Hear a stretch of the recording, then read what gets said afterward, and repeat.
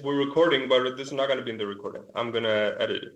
Uh, That's fine. It's good. so, hi, everyone. All right. Um, okay, so, yeah, Sebastian, so I guess I would like to start our discussion maybe. Uh, I would like to hear your opinion, I guess, on well, I don't know how to call it, a trade-off, a dilemma, or like maybe it seems you found a way to hit both of like practice versus theory. Uh, Mhm. because it seems that you've done a lot of work that hits both, right? So you have, for example, uh, polynomial time registrar location when the program is in necessary form, right? So it's something very practical. I believe, if I'm correct me if I'm wrong, a couple of years ago when we were talking, I think you told me you were talking with the Go compiler people. At the same time, if someone goes and reads your thesis, it's really nice theoretical work. Like, I mean, I like graph theory, so I liked it even more. But Mhm. and that's not just one instance, right? So if you take, say, Simon's thesis, I guess for context, Simon is a ex-PhD student of Sebastian's.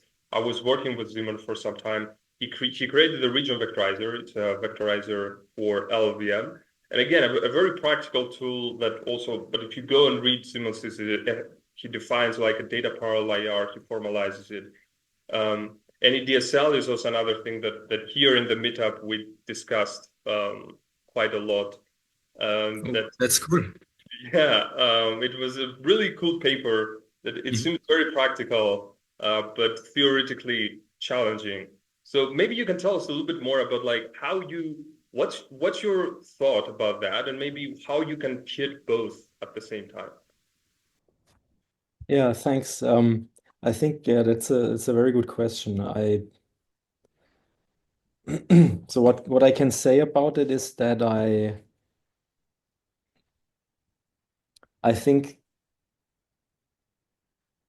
so personally for me it's important that what I do is something that is uh, applicable, so that it's good for something. Um, I think I would not enjoy doing things that where I know in the beginning that they have no chance of being applicable to something or they wouldn't solve an existing problem. But then at the same time, I also somehow feel I need to understand what I'm actually doing.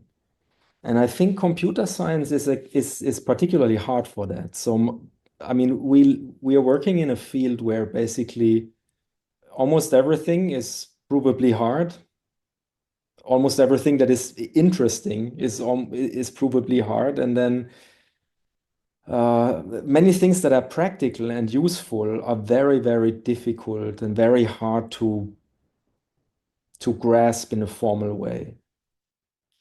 But on the other hand, so if you're an engineer and you're building a bridge or a house or something, you have to calculate and you need to prove that that bridge is not gonna fall down or collapse. And I think in computer science, I mean, you want to know what you're doing somehow, and I think the only way that we have is to use mathematics and give what we are doing some kind of mathematical account, so that we can unmistakably communicate to one another what is actually going on. So, what do we mean by the words that we use, and what do we mean by the processes that we describe? So the most unambiguous way of formulating this is some kind of mathematical language. So I think both of these things are appealing to me, but then my impression is that the intersection of both is very, very small. So I find it extremely difficult to find topics to work on that are practically relevant, but also theoretically somehow, yeah, solid or in a shape that you can reason about them in theoretically in an efficient way. So for me, I find this incredibly strenuous, I have to say. Okay, that makes sense. That's very interesting. I've also thought like I also had some thoughts on that. This is interesting. So I guess let me ask a follow-up question. Do you think that this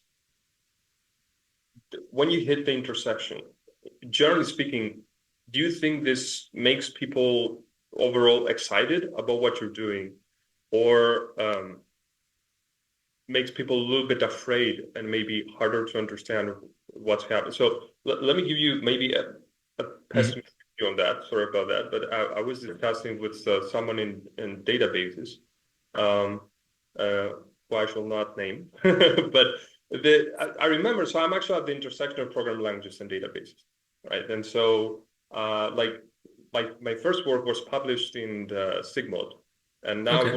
I want to try to like go for program languages conference. But anyway, this is not about me. But my point here is that we were talking about like publishing in a program languages conference, and um, I was just asking like, our databases people. I mean, I also try to be practical in the database community while having program languages theory, and I was like, are is this gonna go to the database community? Like, how are they gonna learn about it? And the person was like, no one from databases reads the program languages paper, and I think part of that is because I mean, it's just hard, right? Like, probably if you take say an OSDI paper, right, or any of the VLDB paper, for most of the papers, if you just read, even if you're not in the field, I'm not saying you're going to understand the technicals, but you're probably going to understand like what the problem is and what they're Mhm. trying to solve. Whereas that's not necessarily the case for PLDI papers, and probably less so for Hubble papers. So how do you feel that like how do you feel about that? Like, what are your thoughts about that? So, in one sense, it can get people excited, I guess, because it's scientific, but on the other hand, it may make it harder to understand. Yeah, I think I fully agree with you, and I have to say, since my first day at university, I've been uh, I don't know, I've been intimidated by all of this incredibly much. So maybe that's also a cultural thing.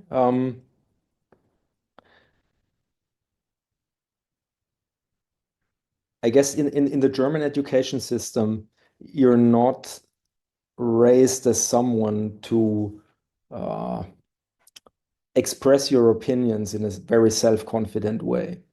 So you always have the impression, oh, there's something very complicated going on here, and I'm too stupid to understand it. And that's the mindset with which you enter university. And then you get into these math lectures that basically only throw lingo at you, and you have the impression, oh my God, you're so stupid. And you don't know what a semi-ring is, and you don't know what a group is, and all of these things. And it must be super complicated because you have no clue about it. But then you understand that all of that is just lingo to some extent. And I think the programming languages community is particularly prone to that. So I am still completely intimidated by reading Popple papers. And I mean, I often try to learn things from subdomains of subdomains of the PL field that I'm not that I have not that I didn't grow up in. And it is so full of jargon. And I guess it's also necessary because people need to communicate efficiently. But I find it very difficult to get rid of this intimidation, right? So the first time I read something, I have the impression I'm stupid because I don't know what these people are talking about. And then you try to understand what all the notions mean and so on. And in the end, you can put something together, and it takes a bit of experience, and then you also learn the vocabulary. So I guess it's necessary to some extent. But of course, there's also the danger that you hide maybe not so complicated things behind very complicated terms. But yeah, I think this is very difficult to navigate. So when I can tell you when I wrote my first paper, I had the great luck of an English person reading that paper before submission, and that person said, "Look, you really want to use a simple language." Because particularly if you're a German, your sentences get very complicated and very long and very nested and so on, right? So we have a language in which that works very well. Um, and that person taught me to only use very simple words, make short sentences, and don't use fancy words. Never use Latin words when there's a Germanic word. So write avoid instead of circumvent and things like that.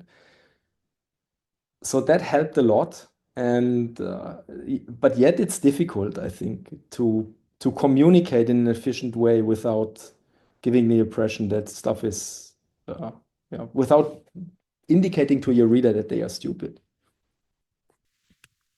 Okay, that's very interesting. So I guess just to play a little bit the devil's advocate here, do you think that Mm. it's partly because so you talked about culture in schools in Germany, but like, do you think it's cultural maybe in our communities? Meaning, many times, maybe you write a paper and it's written very simply. I mean, as a PhD student, and then you get reviews like, that doesn't sound complicated. That doesn't Mhm. sound like you're solving something difficult, even though obviously you have already solved the problem. Like the nature of what you have solved doesn't change, right? And in fact, I know of an instance of someone who got some reviews pretty recently. I think it was last year, and the reviewers were like, "This is too simple a solution." So note here, right? It's not like the problem is not.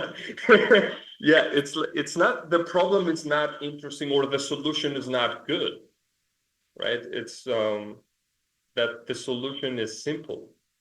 So I guess what do you think? Maybe maybe I'm biased, right? Like maybe it happens that I've heard too much of that, and I hope that's not the case. But um, what do you think about like is this something that you've seen in the program languages community through the reviews that like somehow you have to appear um, like you're doing something complicated? Yeah, I think there is a certain tendency to do that. So sometimes, so I have met people. Um, it's hard to. Yeah, I hope I hit the right tone. So I think there's this particular set of students who get super excited about all this Star Trek vocabulary, right? So I mean, you talk like, I mean, do you folks still watch Star Trek: The Next Generation, something like that? No. So when I was young, that was a thing, and I still enjoy watching that. So uh, the yeah, Enterprise's chief engineer Geordie LaForge always talks in these weird terms, right? So we have a primary leak in the EPS conduit and so on and so forth, and you sound super smart assy. And then there's this particular set of students who come to university and then they enjoy using all this vocabulary and maybe also enjoy a bit to decorate themselves with that and make themselves sound very smart. But I think that's only natural and it's also exciting. I mean, you learned a lot of interesting notions and I can understand that. Hmm. I think with respect to your question, I mean, Einstein said, as simple as possible, as complicated as necessary. And I guess that says it, right? Um, I think if a reviewer says the solution is too simple, I think it's very cool if you have a simple solution Yeah, to that's to what a we. complicated problem. But I guess what the reviewer intended to say was maybe your problem is not interesting. Hmm. I guess if you have a simple solution to an interesting problem, you will have an intellectually stimulating um, exposition on why that solution actually works. And that is maybe then the enjoyable bit of that work and the hard part. And that is not hard, I guess. If the problem is interesting and you discover it as a very simple solution, then maybe what you have to offer is the justification on why that thing is simple. And that Okay. is a significant contribution, I think. Right. Okay. That makes sense. I guess so. I have two directors that I think are interesting here. I'm not sure which to choose. I think I'm gonna go to like we're gonna put practice at the Yeah. center, and then we're just going to like pair it with different things. So one thing I guess we paired it with is theory, right? And we discussed that. So maybe let's talk a little bit now about like practice versus correctness. Okay. So just to set the stage here, maybe something to think about. Well, okay, of course, we have formal methods. So one way to ask the question is like, do you see a future in formal methods slash verification slash proof assistance, all this kind of stuff? I guess what kind of future you see, and maybe to to give two instances of how this is used in practice. I mean, there's a lot of formal methods used in practice in domains like checking the correctness of consensus protocols, things like that. But then on the other hand, in our community, you have opinions like, so I do find very interesting. So you probably know John Rieger, who's done a lot of work in compiler Yeah. testing. Yeah. And he has given a couple of talks recently, basically saying verification is not a thing that you can do in large scale compiler development. Like it just doesn't scale. It's not practical. And so I guess his idea is like you should do testing. That's the kind of correctness ideal that you should be hitting. Um, so maybe we can hear your thoughts on that. Like, where do you think, in general, how do you think about practice versus correctness? Or, and when I say practice, I also mean like how practical some of these solutions can be. Yeah, it's a good one.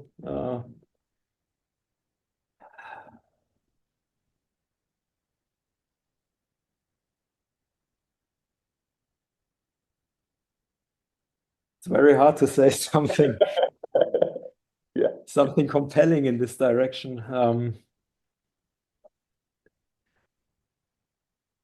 So my initial thought when you asked the question was I think formal methods are a little bit like democracy.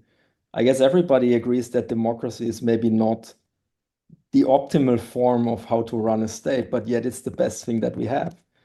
So giving up on it doesn't make much sense because there's nothing better that we know of. And I think formal methods is very similar in that. I mean, yeah, I guess I would agree with John Rieger that maybe it will not happen in the next 10 years that we can have a formally verified compiler that is at the scale of LLVM or something like that.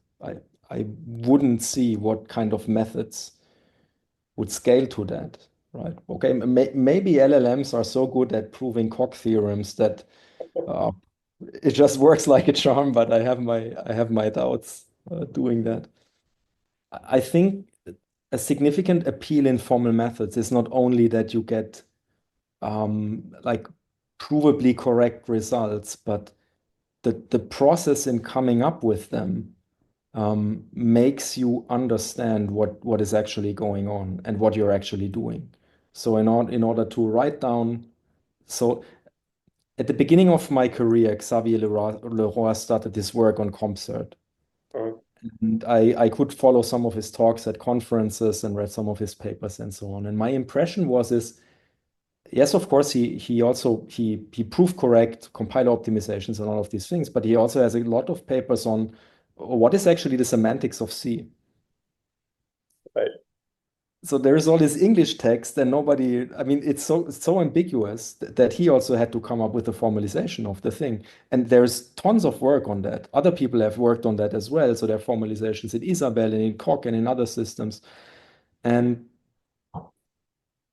I think so the indirect benefit of formal methods is also carving out all these unambiguities. Like in LLVM, when people started to work on Alive, then they started thinking about poison and undef and all of these things. And you can say, okay, it never happens in practice, but it's also not true. It happens sometimes, and it's important to understand what you're actually doing there. Yeah. So I think formal methods are also some kind of some kind of means that forces you to carve out the essence of the things and to actually make sure that you're understanding what you're doing.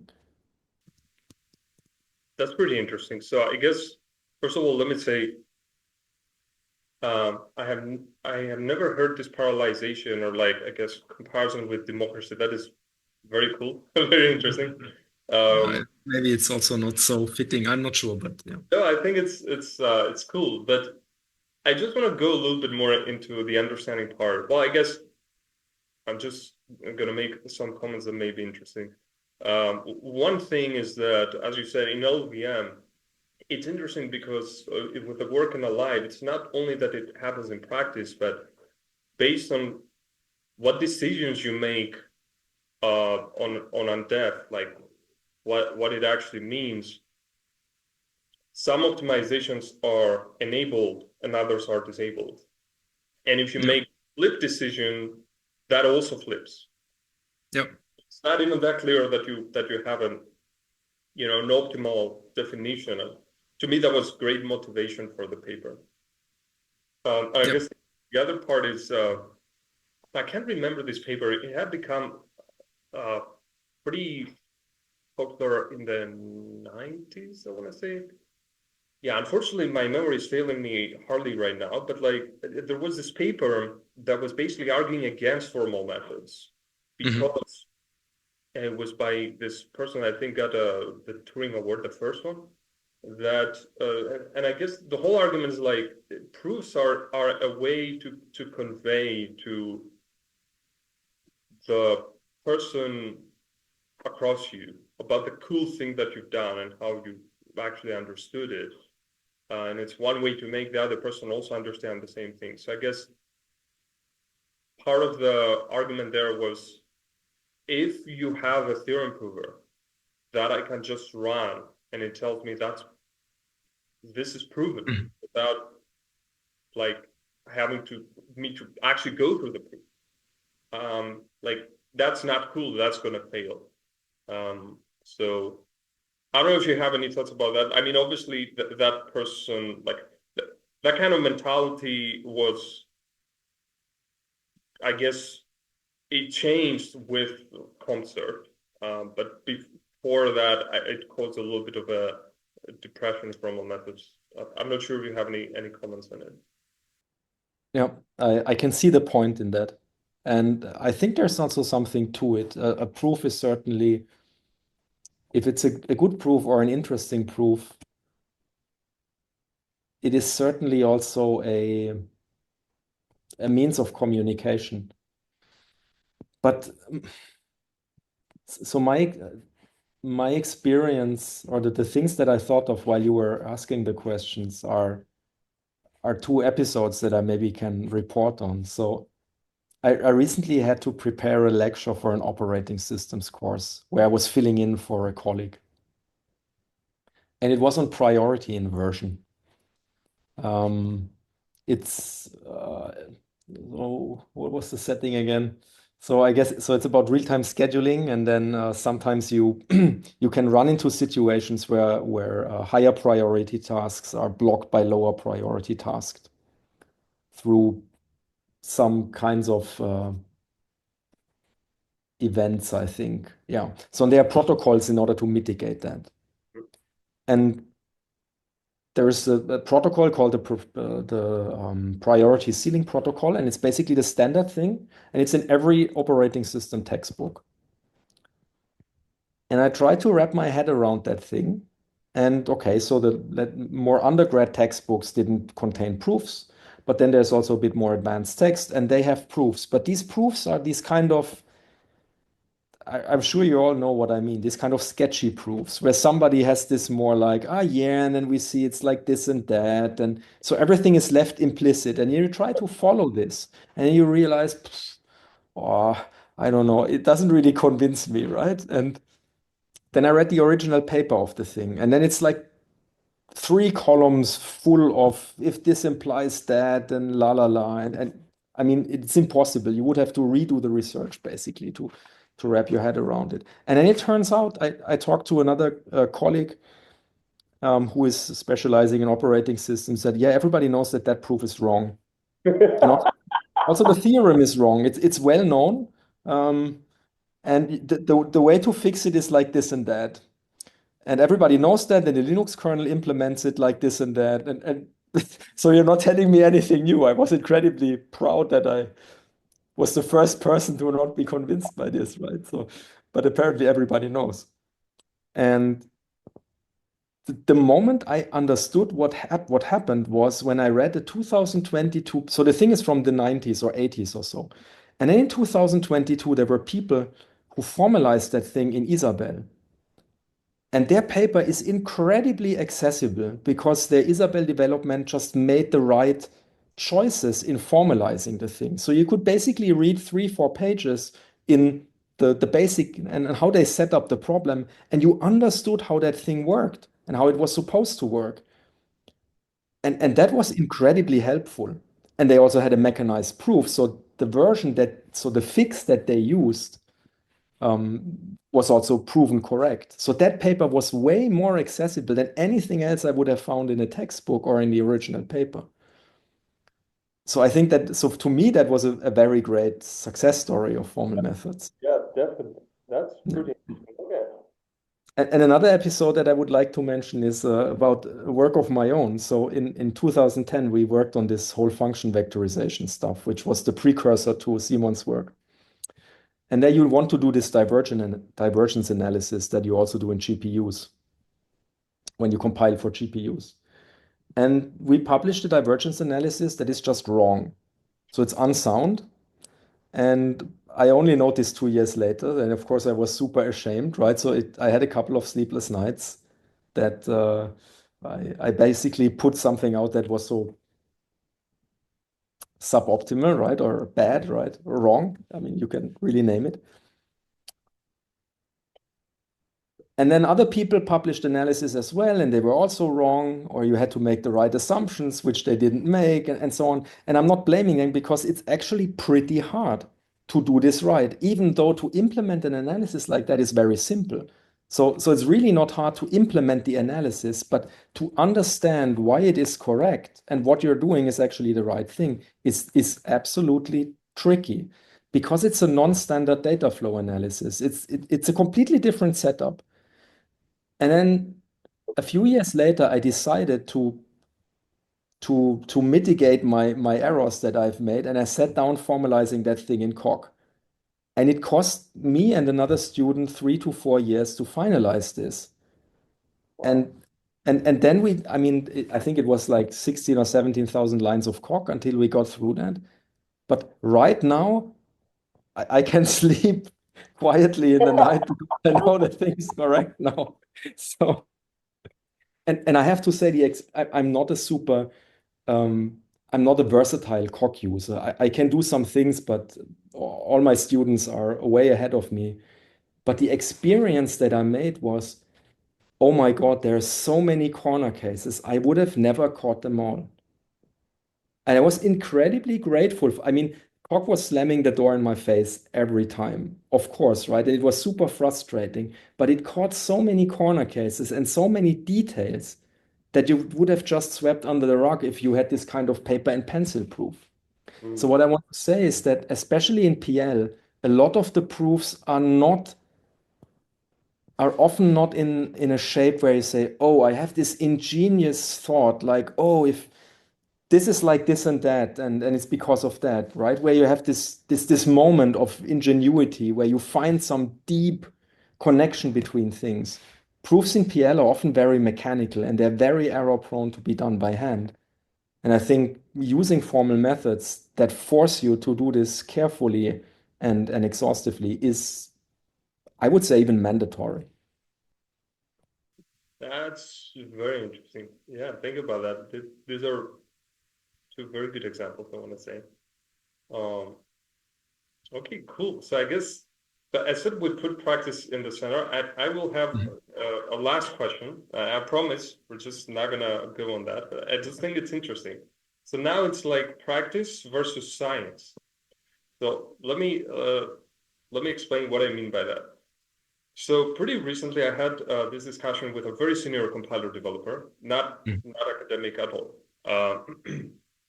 but he has worked for like 20 something years in compilers. And so at some point during the discussion, I believe towards the end, I asked him, so what is the one thing, the one problem that you would like people to solve, that you'll be very happy just in a paper, in a tool, whatever, right? And obviously, it should be realistic. It shouldn't be, oh, if you give me a way to get 150% on spec, it would be, I mean, you know. So, and he told me backwards compatibility. And I would have never thought about that. Because this is something that we don't deal with in academia at all. Like we almost don't think about that. At least that's my experience. And he didn't say correctness. He didn't say like better testing, perform, nothing like that. He said backwards compatibility. And that was very striking because at that point I thought, wait a minute, I don't think there's a metric for backwards compatibility, Mhm. right? I mean, like we're doing science, you need to have pieces of evidence. So for example, obviously if you are arguing that you're improving performance, then you have time, and if you are arguing about correctness, you have theorems. But like I was thinking about backwards compatibility, there's nothing like that. So basically I was thinking, even if in some weird way you create this tool and that solves backwards compatibility, I don't know how, but then you distribute it to companies. And after 6 months or 1 year, like these people come back and they're like, great, this thing solved our problems. It's Mhm. like very practical, incredibly useful. It's amazing, right? Mhm. But then you can't write a paper about it, right? Because if you don't have a metric, you Able can't to. do science. So I guess what is your thought on that? Like, okay, it may get too philosophical, but like, is it something that we academics, what do you do in this case? Like, do you just say, this is not science, just, okay, whatever, let someone else do that, astrologers. Okay, maybe I should not say that. But like, or you're like, well, this is very practical, and it's it's not a random practical thing. It's like in our field, it's it sounds plausible that we may be the ones who are going to solve backwards compatibility. So, yeah, I guess what is your thought with that? So backwards compatibility with respect to what? Well, I don't know. That's but I don't think with respect to I don't know what metric you could find anyway, right? But so if even if you say backwards compatibility in that I will give I think the way he meant it is that I want to be able to introduce features in a language that will um, that may make other features obsolete or just may change prior features, and then we don't really have a way to do that, like to change past code. So I guess you may be able to frame the problem as a program transformation problem, where essentially I want to get the old program and transform Mhm. it such that it is a new one. So that you may have some luck in having metrics there. Um, but yeah, so other than that, I'm not sure. Yeah, I think that's interesting. So maybe I can start with an anecdote. A few years back, I met also a compiler engineer at the conference, and he's running a company with I think about 100 people, and they're producing compilers that basically emulate slash mimic or implement or whatever you want to call it, um, weird compilers from the 60s, 70s, 80s with all their bugs. So So he's selling PL1 compilers that compile PL1 to .NET or something that you can run on a modern machine. Because all these banks and insurances and whatnot, they have all these systems that have been written 50, 60 years ago that they don't want to let go of because Okay. they know it works and so on and so forth. And they need somebody who provides them with tools that makes it possible to run their stuff also tomorrow. I found this in an extremely interesting niche, and I guess he's also making a lot of money with that. Um, whether this is a scientific problem, I'm not so sure. Um, I so I think something that I believe in is if you can avoid a problem by not having it, then that is actually preferable over solving a problem that you could have avoided in the first place. So so I understand. So I mean, there's also some kind of spectrum there, right? So if you look at LLVM, people have invested, I don't know, 20 million lines of code, and certainly there are design decisions in LLVM that you cannot undo Mhm. because all this code relies on them. So mitigating uncomfortable consequences from such decisions is maybe a scientific problem because there's enough pressure on things to be realistic, right? So the academic setting where you could say, okay, so now we just throw away LLVM, and now we would know on how to avoid this problem and create a new compiler is maybe a scientific argument, but maybe something that is not very realistic. So often these kind of practical things permeate into research, and then people start working on solutions and try to find solutions to problems that actually could have been avoided. And sometimes there is also a practical justification for that, but not always, I think. So I guess the role of a scientist is more to explore new things. But I do see that you want to apply scientific methods to also solve problems that maybe arise or are created artificially somehow. But I wouldn't give a like 0 or 1 answer there. Yeah, that definitely makes. I think computer science is particularly one of the fields that has um, that characteristic, right? I mean, Yeah.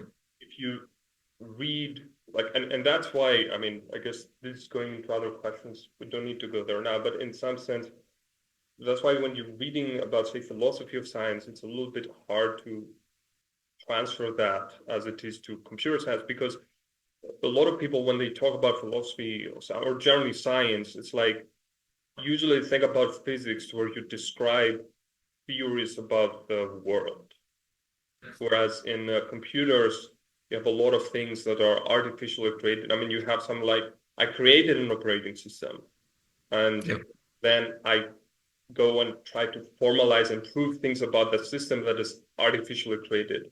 And obviously, you can start getting into these arguments of like, okay, is this a discovery or Yeah. like, is the world in a way that like the operating system or the way that we've designed operating systems would necessarily end up being what we have right now, in which case maybe you can argue that it's in some sense proving things about the nature of the world, but that's not very persuasive to me. I think it's more like these things are inventions and that they're artificially created, and then you have this you try to theorize about these artificially created things. Yeah, I mean, sometimes these things become some are unquestioned anymore, and that's also not good. I mean, think of virtual memory. I've never met anybody who questioned virtual memory. But if you have type-safe programming languages, you don't need virtual memory. So why is it there? Only because people want to run C programs. But why would you want to run a C program? It's something that that in 2024, something that you really should want. So why can't we let go of virtual memory? Right? So, but nobody questions this. And I also understand why, but sometimes we also have to go back and open up these boxes and maybe computer architecture can be a little bit differently, and then maybe you can get rid of a couple of bottlenecks in a processor if you just say, okay, we're not going to run C programs anymore. So yeah. Well, now you're provoking me, so we're gonna go deeper into that. I have one anecdote related. Oh, okay. Yeah, sorry. Let me change that. So, Russell has one anecdote. Let me also change the. You're good to go. Yeah, so actually, I guess this isn't a question. This is just something I'd like to point out. So there are folks that do take the axe, let's just say, the virtual memory. So there are some folks who are developing a whole, server rack thing from scratch for specific reasons, and they're writing their own firmware operating system completely from scratch. They're writing it all in Rust, and sure enough, the virtual memory abstraction goes away. They still take advantage of like protection in the hardware, but that isn't remapping pages. It's just extra protection bits. It's basically an extra level of security. It's already on the processor. You might as well use it. But they're not doing anything to change mappings at all. And it's precisely for this reason, as because they're using, in this case, Rust, they don't have to, like, it's just not a useful abstraction for them. So Yeah, some people who think about this, I just think they don't necessarily get as much attention, which, that's a whole nother discussion. Yeah, I think they should. I subscribe. I find this cool. I mean, Yeah, and you know, yeah. So I want to go a little bit deeper potentially into, oh, that's not what I wanted at all. Sorry about that. Wait. All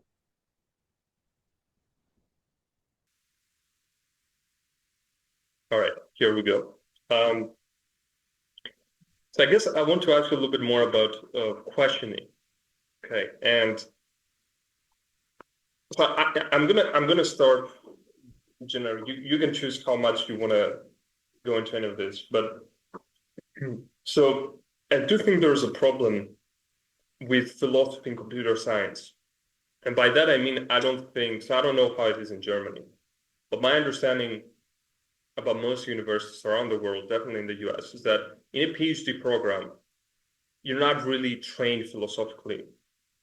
And I don't mean, okay, forget ethics and things like that, but I mean even in science. And by that, I mean, I don't think you're trained or like you learn the philosophical reasons because ultimately they are philosophical reasons of like, for example, why we're evaluating programs the way we're doing it. Why you need a proof. Why it's that I can't just say that, oh, whatever, I had 20 years of experience with this, it works, or something like that. Why a proof is good and another proof is not good, why an experiment is good and another is not. And so I guess one way I call it is that to me, a PhD instead, that's in my understanding, and I may be wrong, right? You have much more experience. My understanding is that a big part of a PhD should have been that, learning to essentially learning the philosophy of why you're doing certain things and then lead your work based on that. But rather, it seems a lot like a social training program. And by that, I mean, it seems that you learn how certain communities function, and then you learn how to appease these communities. Like, okay, PLDI, this is what they like. They like this sort of evidence and this sort of way of writing and this sort of experiments and proofs and whatever. And so you try to learn it from other people who are experienced in doing that and going through the peer review process. And off you go.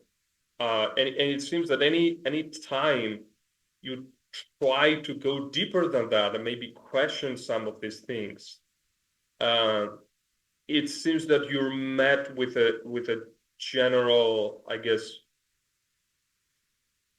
unwillingness to go there. That is, I guess, a little bit related to like we're here to publish papers. That's going to take some time. So that's one way to see that, right?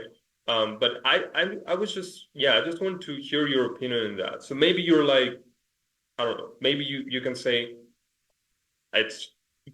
I'm not gonna go figure out the philosophy. Other people have done that, and so the social training program, it's because other people have done that, and we're just following it. So, but I'm interested in hearing what you think about this. yeah, I I'm incredibly excited that you express all these thoughts and that you think about things like that. I think this is very important. Um, I have no training in philosophy, so I cannot give any meaningful statement about philosophical theories and so on and so forth. I can only offer my own way of thinking and my background. So for me, this everything that you said is something that I also think about, and that's something that is very personal to me as well. And the way I think about it, or what I have to offer on that, is that I was brought up in an environment where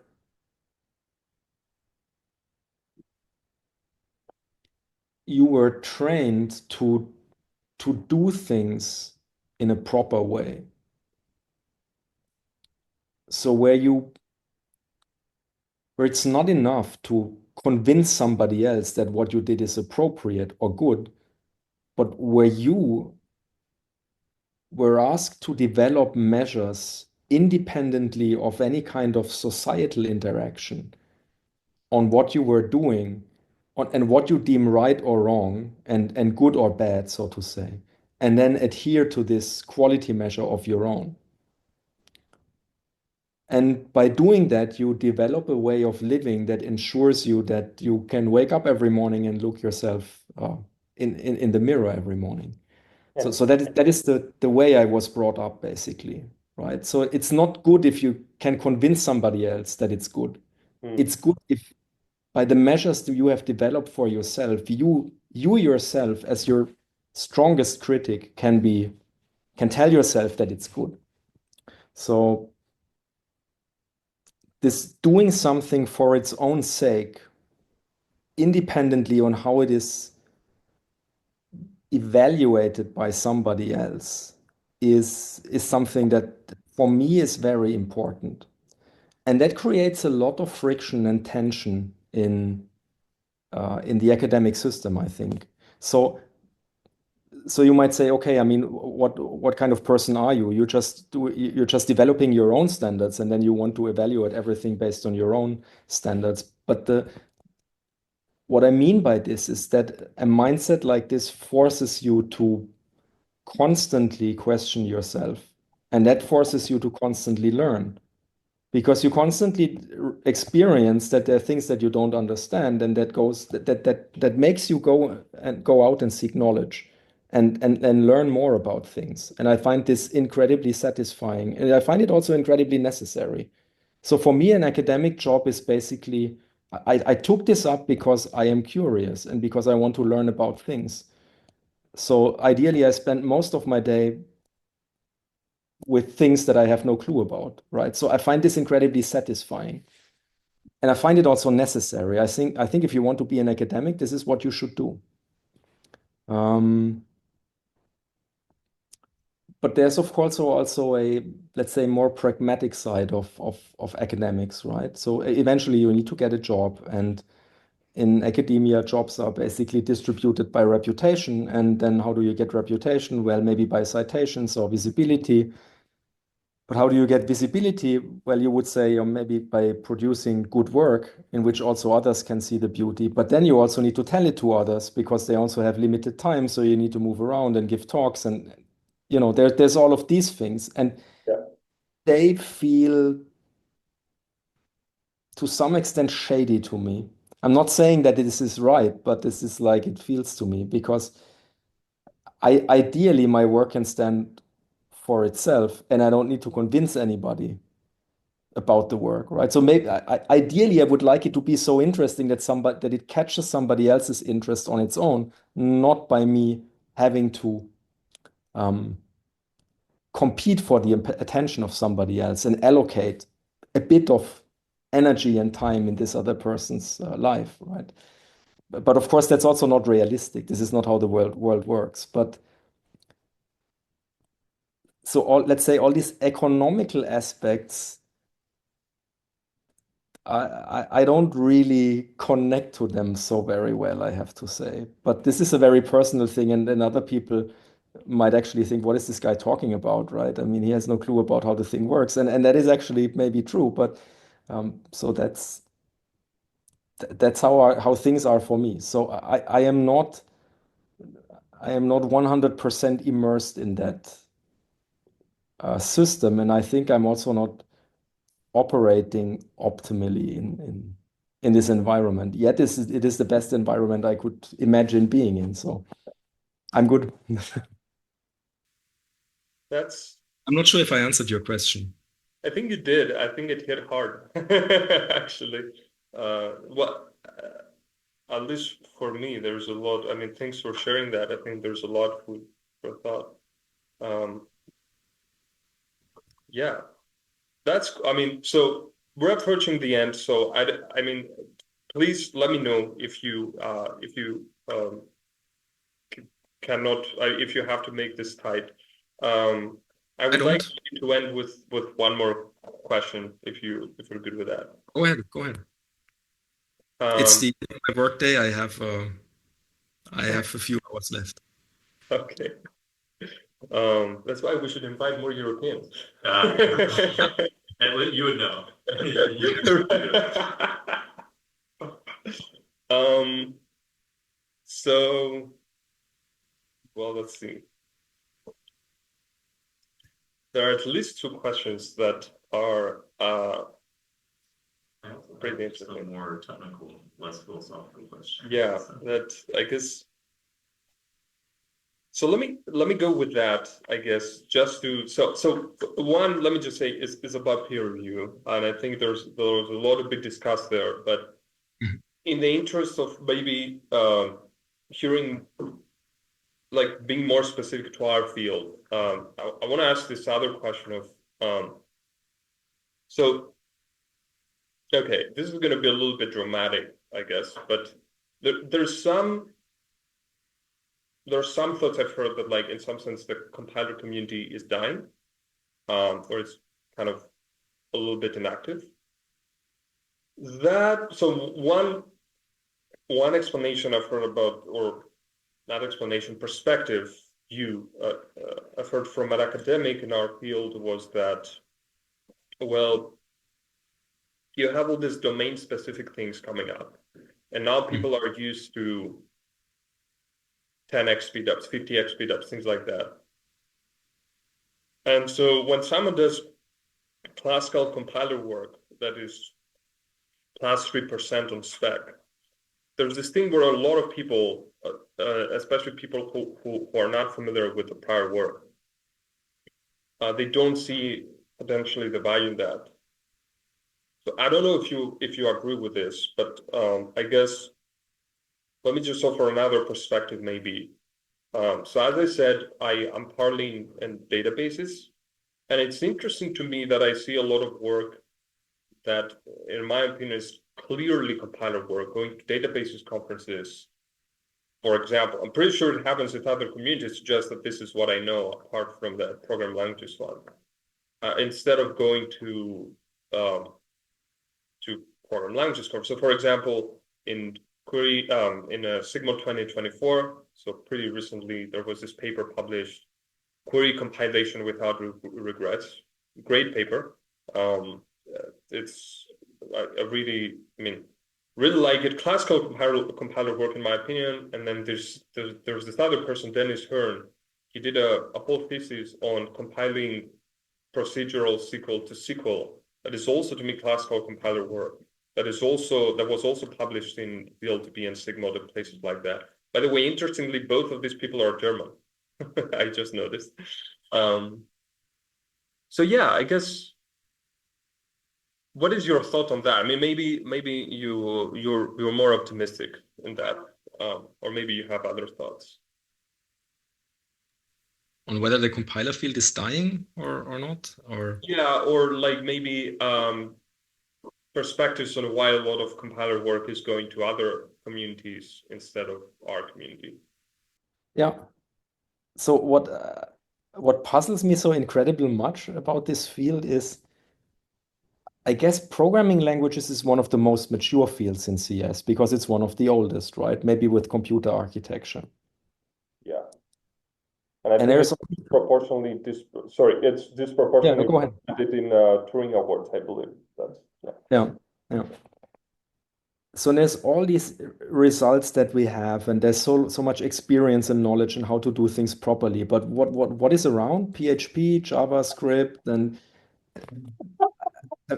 Python. Are you serious? I mean, it's basically a collection how to not do things.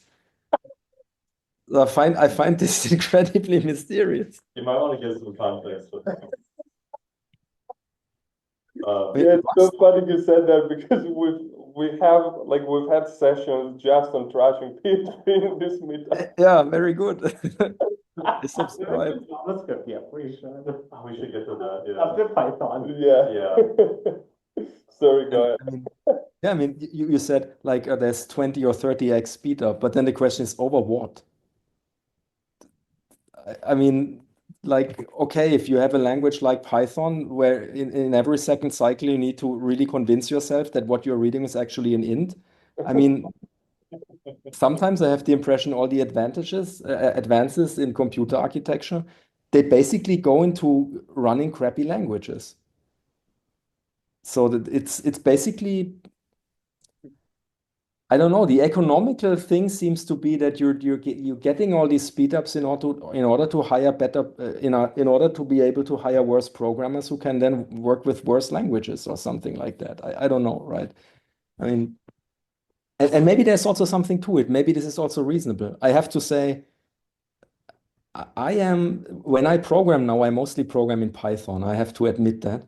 And I enjoy this because every time I get this feeling like a little boy that I'm doing something that is forbidden. So I'm iterating over a list or I'm getting myself a hash table. I mean, until I got a hash table in C, half of a day was gone basically, right? So and then you have all this luxury and you don't even permit yourself in using this. So I grew up with Pascal on a machine that had 600 kilobytes of RAM, and then using a hash table was not something that you would do because just didn't exist, right? And now you can throw around these things and I often feel like I'm having a bad conscience. So is the field dying? I don't think so. I mean, I have the impression industry has a very high demand on compiler people because there's all these things. I mean, now there's all these ML languages that people use. And then the first move is, okay, we're going to embed them into Python, and then all these crappy frameworks emerge and so on. And then you need this large group of people who do version 2.0 and clean up all the mess and do things properly, right? So Oh, yeah. That's a cool. You're really speaking to the ethos of this whole meetup. Yeah. two, sorry, I didn't. Sorry, yeah, you're speaking to the ethos of this whole meetup. Okay, that's good. Yeah, I guess we all we all share these thoughts, right? I I think there is especially right now, I guess I imagine there's even more an increasing demand, right? Because we have these domain specific things. People create little languages because C libraries don't cut it anymore. So they want these speed ups. They want to express more high level information. Nobody knows how to do this properly, and people are just lost in that. And I think so right now are actually pretty good times. I would also agree that the compiler market, the job market is maybe way smaller than the ML job market. That's true as well. But I have the impression the demand is higher than the supply. Mm, okay, that's interesting. So, That sorry, go ahead. Yeah, no, I mean, there's also less students being interested in that. So I guess ML classes are typically fuller than compiler classes. Yeah, right. Yeah, that's definitely true. Yeah. Okay. So it's a small group of people that are fascinated by things, right? Yeah, I think this is one of the exceptions. It's interesting that I mean, 2 nights ago, well, anyway, it was someone I then expressed some opinions on AI, no names. And then I was like, you can figure out what we think about AI by going to the Meetup page. It's been going on for 2 years. Try to find a talk that is even remotely related to AI. But okay, so There's also a lot of challenges in these things, right? I mean, you mentioned databases. There are a lot of interesting problems. Or graphics, for example, has also interesting challenges for compiler people's settings that you haven't had in standard languages, different bottlenecks, different requirements. And I think this is super, super exciting. And my impression is all these other domains, they're actually reaching out to the PL community because they feel they have problems that they cannot really tackle with the knowledge that they have in their fields. So maybe there's also a bigger chance of cooperation. yeah, I agree. I mean, to me that's great. That makes sense. It's just that a little bit sometimes I feel compiler people are going to these other communities many times, I feel, because they tend to appreciate the work.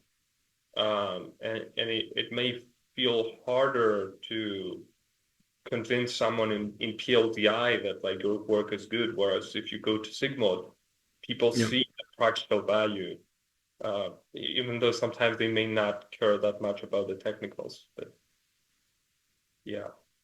So I know that so again, if it's fine to keep you just a little longer, it's just I don't want to shut down a question that we had from the audience, right, Russell? You still want to? Yeah. Okay. Let me switch. Sure.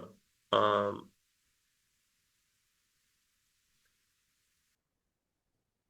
Okay, yeah, you can go ahead. So yeah, I think my main question, it's a little bit more technical. I wanted to ask more about because we had discussed NEDSL in this meetup. It was either last semester or the one before that. I think so, yeah. Yeah, and I I remember think you presented it. Right? yes. Yeah. And I remember a decent chunk of the paper was devoted to using the mechanism for specialization for also targeting non-CPU architectures such as GPUs. And I've seen follow-up work that's extended that to things like FPGAs and whatnot.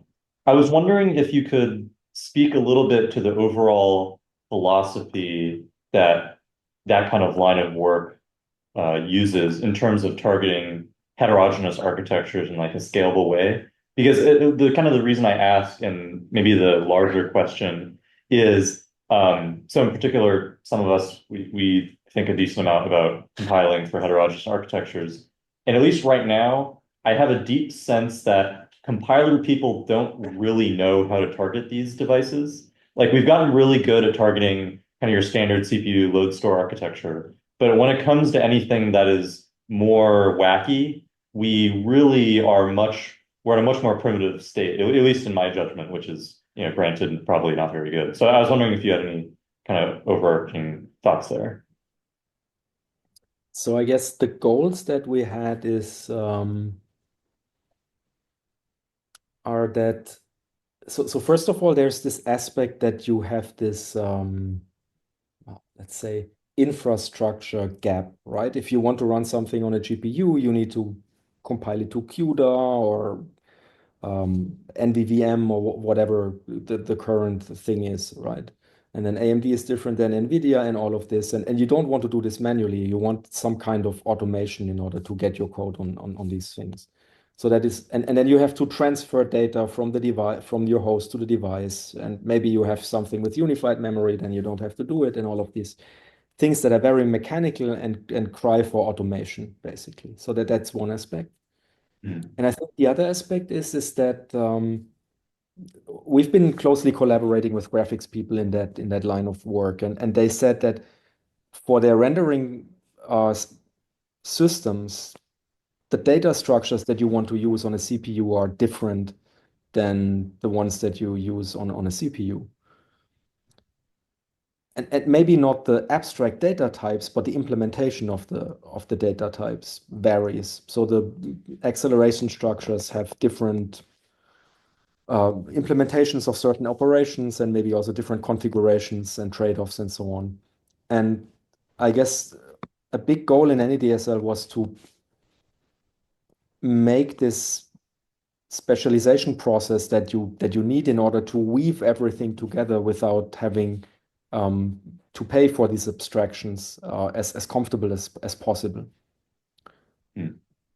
So I think these two aspects were important to us. And personally, I would also say that I would not be as good in compiling for a GPU as I would be when I compile for a CPU, because I just know more about CPUs than GPUs. And I guess there you need people who better understand these things. But then also the people who build the GPUs also need more interaction with the people who write the compilers, because sometimes they come up with architectures or things that are very difficult to compile to. So ideally, all of these people would just work together and do something that is that is efficient to be handled in a certain way, right? So yeah, and then something I think that we have always swept under the rug, and that was always in the back of my head, but I really didn't express that very loudly, is that in principle you also have different models of computation to some extent, right? So in a GPU you have a SPIMD machine, and is the semantics of what you're doing really expressible? Or I mean, when you compile, like in any DSL, you take a piece of code and compile it to a GPU, Does it really have the same semantics as if you would have run it on a CPU? Not so sure about that. So I think working on this, coming up with an IR that really behaves, or who's compiled down to code that then really behaves equivalently everywhere. I'm not sure if that is so trivial and self-explanatory. And we didn't do any work in that direction. I think we just took the code and compiled it down to whatever it seemed reasonable. But I think there is a lot of my impression is that there is clarification needed in that particular area. Yeah, I think in particular, the problem that seems the most difficult to me is bridging the gap between the different models of computation you have between your different devices. Because especially nowadays, GPUs are actually, at least amongst heterogeneous architectures, GPUs are like quote unquote easy. Nowadays, you have all sorts of architectures that have like systolic array based computation, such as like Google TPUs. That's like a whole nother level of, well, now you have to figure out how to decompose your operation into something that fits in the systolic array, which is really meant for matmul's. And it's like, it just gets really tricky really fast.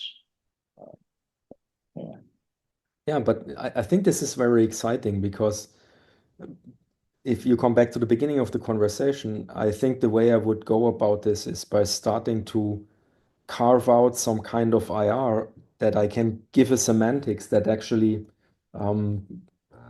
would work well in all of these different settings. And you need a lot of expertise in all these different kinds of hardware to understand where all the fine points are that you need to model well for that thing to really be elegant and effective, I think. Yeah. But Sebastian, you did develop Thorium, right? So where does Thorium fit into this picture? Because it is an IR, right? Yeah, so with Thorin, we try to find a way of bridging. So, or maybe let me start like that. If you look at functional compilers or compilers for functional programming languages, they use entirely different IRs in the earlier stages of compilation. Eventually, they also go down to something like LLVM. But in a C compiler, after the abstract syntax tree, you pretty much go into LLVM. There's not so much in the middle. And in a C++ compiler as well. But in a functional programming language, this is different. You have an AST that you run a lot of code transformations on because a lot of transformations and optimizations revolve around closures and higher order functions and all the different idiosyncrasies that you have in functional programming languages. And I think with Thorin, we try to bridge this functional compilation world with this sea of nodes, LLVM style, imperative IR world that we know and that we come from and that we also like. So Thorin really is just a sea of nodes IR with higher order or with closures as first class citizens. And we try to explore on how well we can model that and how optimizations behave on that. Okay. All right. So I think we can sort of unfortunately end it somewhere here. That was incredibly fun. So Sebastian, I want to say first of all from me, I mean, thank you so much for joining. I think it's pretty unfortunate. So as I wrote in the first email, we tend to invite people who we believe have valuable things to say who don't have much content online. It would be great if we saw more articles or videos from you, things like that. I think our discussion today was extremely interesting, at least to me. I believe the audience. I hope for you too. So thank you very much for joining us. And yeah, please let's all Any final thoughts? I had a great time, and I would like to, thank you for the great conversation, and of course for the invitation. I really enjoyed it, and it was really great. Thanks a lot. Great. Thank you so very much. Sebastian. Thank Bye-bye. you. Have a great night, I guess. Yeah. Have a good day. Thank you. Bye. Bye-bye. Okay.